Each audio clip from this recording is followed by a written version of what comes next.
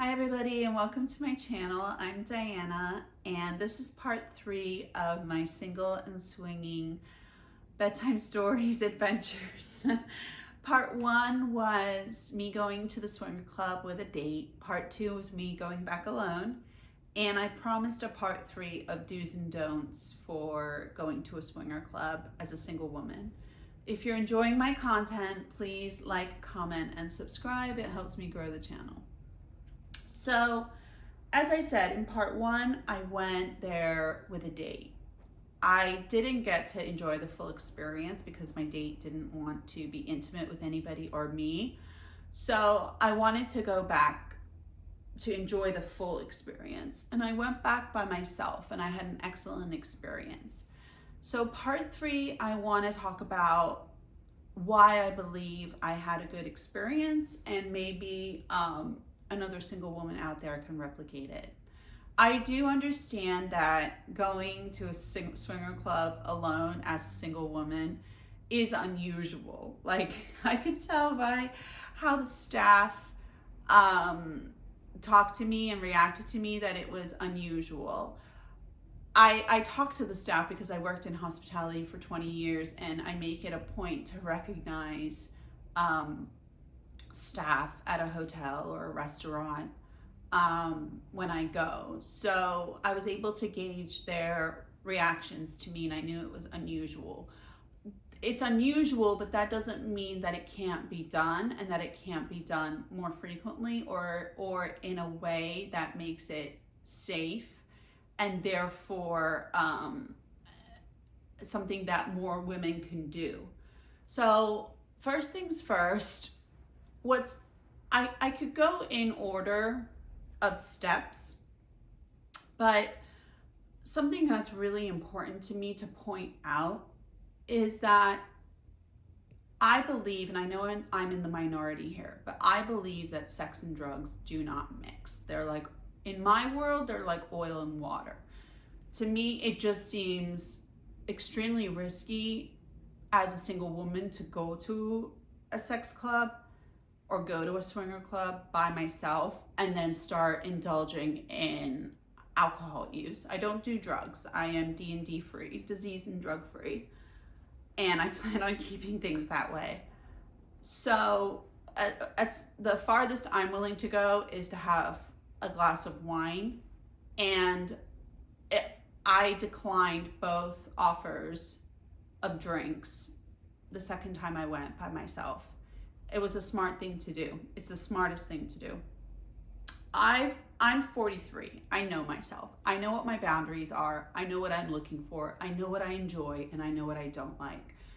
So I'm not going to compromise that by having a glass of wine or having a drink and eroding my inhibitions or eroding my boundaries, because that's what alcohol does to me. It changes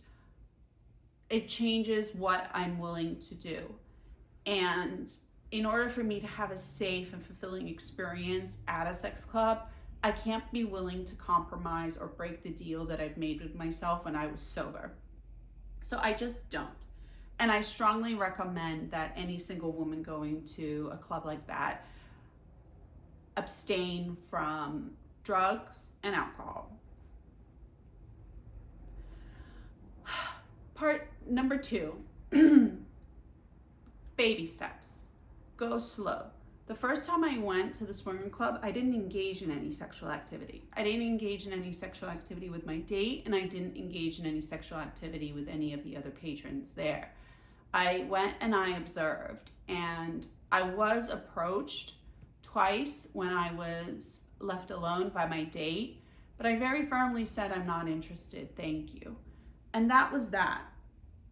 You are within your right, obviously, to decline an invitation to join another couple or just sit back and observe. You can, and in the second time I went by myself, I did. After I hooked up with the couple, I sat back and I observed the crowd and what was going on. And again, I was approached by people, but I told them simply, I'm not interested. I'm just here to observe.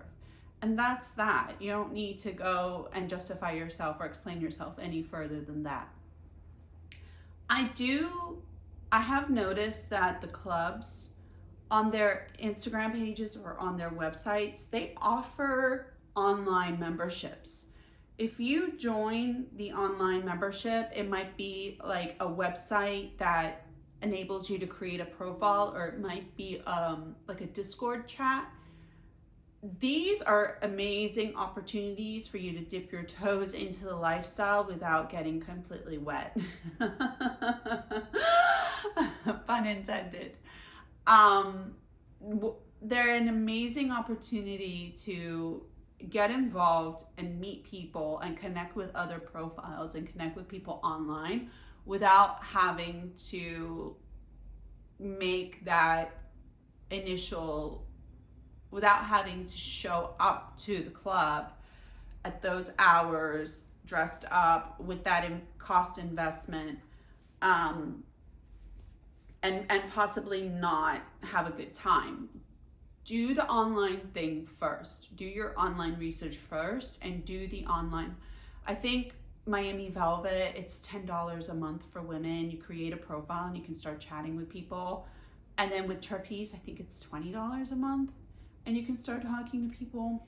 So it's worth it. It's worth it to just go on there and decide whether or not it's right for you, where you fit in the lifestyle, and how, and if you're going to find what you're looking for and what it is that you're looking for. You can discover that online. Once you decide you want to go to the club, you want to look good, you want to look sharp, and you want to be feeling good. But there's obviously the reality of sexual activity, which is the risk of sexually transmitted infections. The club will give you a waiver to sign. They'll give you a waiver to sign that they're not liable if you get something. So it is your responsibility as a grown-ass adult to make sure that you're taking responsibility for your own sexual health. That means using condoms each and every time. And to not compromise any boundaries that you have made for yourself when you were sober. So you're not going to suddenly say, okay, I'll do that, when it's something that you originally said you weren't going to do. And alcohol and drugs can make you more disposed to doing things that you originally said you wouldn't do. So be aware that there is that heightened risk, but also be aware that I would say about 75% of the people in the swinger lifestyle community are very proactive about their health. Nobody wants to get sick. Nobody wants to get an infection. Nobody wants to be carrying around a lifelong disease just because of the result of one night. So that's why when I went the first time, I think I learned very quickly that things are a lot tamer than they were in my imagination, because the risks of engaging in sexual play with people that you're not in a committed relationship with are heightened.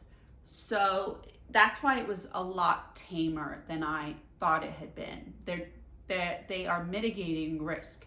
So there's different phases of swinging. There's hard swapping, where two heterosexual couples will fully swap their partners and engage in full-on sex. Or there might be a soft swap, where it might be one person with another couple, or those are terms that you'll get more familiar with once you're in the lifestyle scene. But knowing your own boundaries beforehand, before you enter the scene, is important. And then once you're familiar with it, you can start to decide what elements you want to include or what elements you don't want to include. I had a great time each and every time I went. I know myself. I have firm boundaries. I have a very firm sense of self. I know what I'm looking for. I love the attention. I love being approached. I saw a lot of good looking people there, and I enjoyed being around sexually uninhibited, attractive people. That doesn't mean anything. I just like being in their energy. I don't have to accept every invitation to play. I don't have to do anything I don't want to do. I know myself. I'm very aware of the fact that I can say no, and if at any point I'm uncomfortable, I can get up and leave. So that's what makes that space so fun for me. If you have any questions, don't hesitate to ask. Please like, comment, and subscribe, and I'll have more videos up soon.